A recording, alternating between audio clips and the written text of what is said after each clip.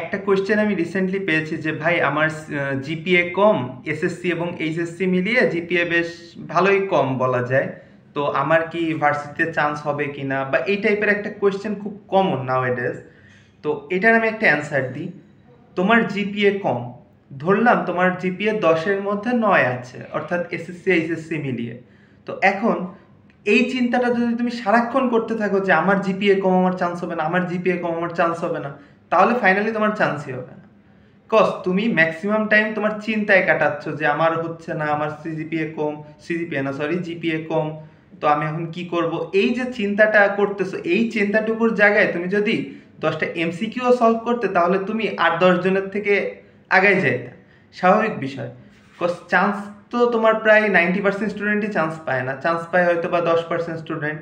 তো সেই 10%-এর মধ্যে থাকতে গেলেও তোমাকে ওই 90%-এর মতো থিঙ্কিং করলে তো হবে না, তাই না? তুমি বেশি ওভার থিঙ্কিং করার থেকে বা তুমি বেশি চিন্তা করার থেকে তুমি বরং কয়েকটা এমসিকিউ সলভ করাতে নিজের টাইমটা ব্যয় করো, এটা আরও বেটার হবে। এখন কথা হচ্ছে যাদের জিপিএ কম তাদের ক্ষেত্রে করণীয় কি? তাদের ক্ষেত্রে করণীয় হচ্ছে তোমাকে মাস্ট বি অন্যদের থেকে বেশি মাত্রায় মার্কস পেতে হবে।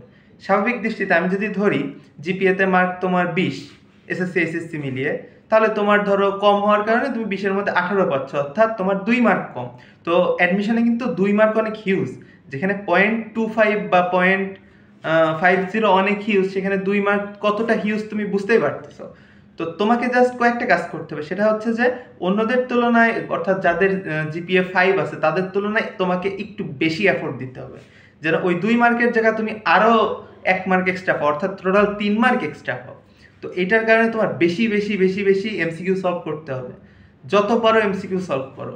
অ্যাডমিশনে বেসিক থেকে পড়ার থেকে বেশি ইম্পর্টেন্ট জিনিস হচ্ছে যত পারো এমসিকিউ সলভ করো, যত পারো এমসিকিউ সলভ করো।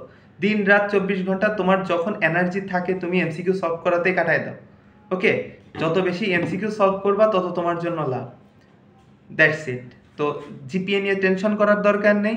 তুমি তোমার সব সম্পূর্ণটুকু তোমার সব এনার্জি তুমি তোমার যেই টেক্সট বুক এমসিকিউ বলো বা বিচিত্রা জয়কলির এমসিকিউ বলো, জাস্ট এমসিকিউ সলভ করো। আমি কিন্তু বারবার এই কথাটা বলি যে এমসিকিউ সলভ করো, এমসিকিউ সলভ করো।